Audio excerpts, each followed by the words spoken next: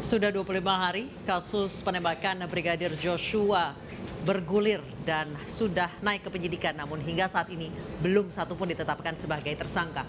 Untuk membahasnya kami sudah bergabung dengan Andreas Nahot Siritonga, kuasa hukum Baradae, dan ada Saur Siagian, anggota tim advokat penegakan hukum dan keadilan. Selamat sore Bapak-Bapak. Selamat sore. Baik, saya ke Bang Saur terlebih dahulu. Apa kecurigaan dari keluarga yang terbaru, Pak Saur? Kalau soal keluarga, saya kira yang lebih tepat direspon oleh pengacaranya. Namun tampak tadi menemui Kompolnas sebagai salah satu tim yang tim sus yang dibentuk oleh Mabes Polri sebagai mitra untuk mengungkap peristiwa ini. Nah, tadi dugaan pembunuhan ini kan sudah tahap penyelidikan. Penyelidikan itu kan upaya-upaya yang dilakukan oleh penyidik untuk menemukan atau mencari barang bukti untuk segera menetapkan tersangka. Tanggapan Anda dengan tidak adanya tersangka selama 25 hari sementara kasus sudah penyidikan? Itu dia, kami tadi mengatakan modal yang diberi oleh atau dimiliki oleh tim sus, dorongan daripada Presiden, kemudian semua juga kepercayaannya ini kemudian bisa terendus. Misalnya begini, di pasal 184 bahwa ada 5 alat bukti. Bukti yang pertama itu adalah keterangan saksi.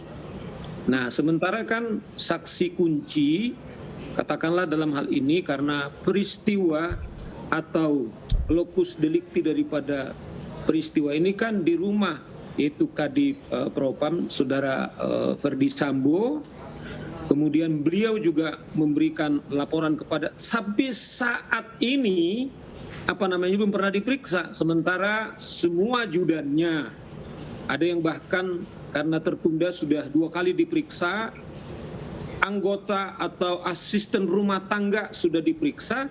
Tapi pertanyaan besar, apa ada kendala? Mengapa sampai saat ini penyidik belum memeriksa, yaitu saksi pelapor ini?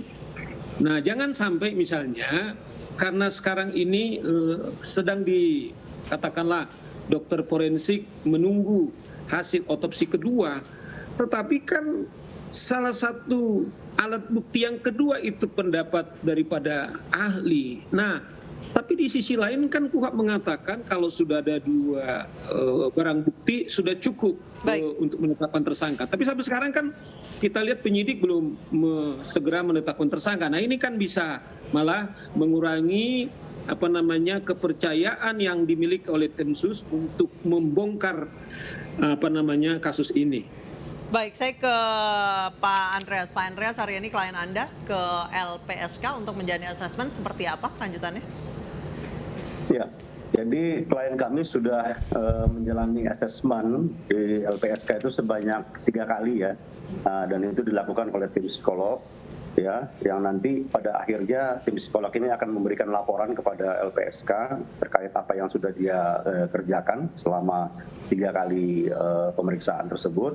Dan berdasarkan hasil asesmen tersebut dari tim psikolog itu, maka LPSK akan memberikan keputusan nanti pada akhirnya terhadap permohonan kami, apakah terhadap Baradae ini akan diberikan perlindungan ya.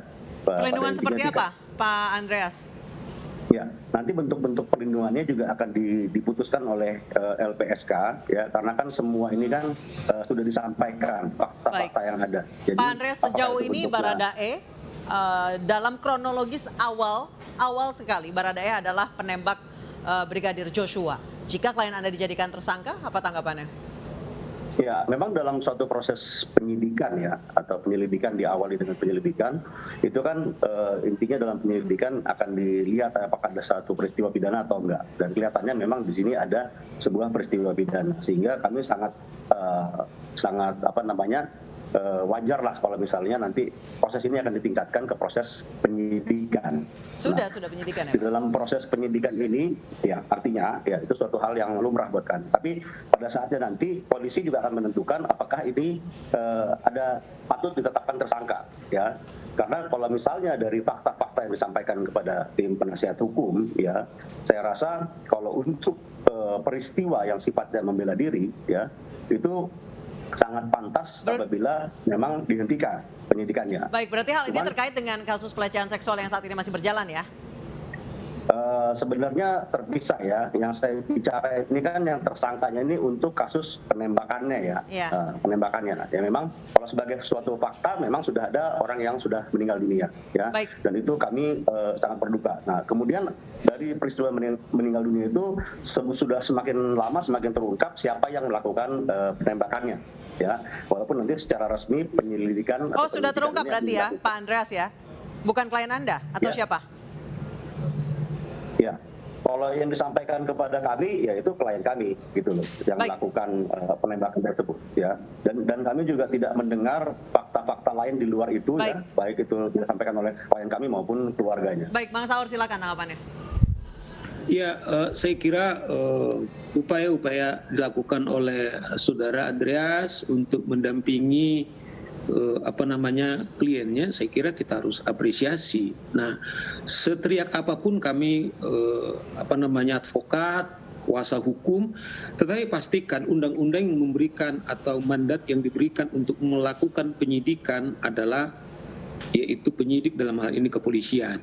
Nah, sekarang ini kan sudah hampir 3 minggu. Pernah polisi kemudian mengatakan sudah pernah ada jadi tersangka, tiba-tiba kemudian di-delete. Ada orang sudah mengaku yang menembak, misalnya sampai sekarang. Kita tidak tahu. Jangankan segera menetapkan tersangka, seperti saya katakan tadi Mbak, untuk saksi kunci saja, sesuai dengan perintah, yaitu KUHAP, bahwa salah satu alat bukti ada surat keterangan daripada saksi, sampai sekarang ini belum ada dipanggil. Itu juga tadi kita dorong Kompolnas sebagai bagian, yaitu tim sus yang mengawasi bagian eksternal, melakukan fungsi-fungsi kontrolnya, sehingga para penyidik ini kemudian bisa maksimal. Kalau kemudian ini tertunda-tunda, seakan-akan ada kesan apa yang terjadi gitu. Nah, sementara semua mengatakan bukti sudah cukup, bahwa ada yang tertembak yang mati, kemudian juga bukti-bukti juga yang lain, mestinya kan tidak susah menetapkan tersangka. Nah, yang kita awal, apakah ada kendala psikologis?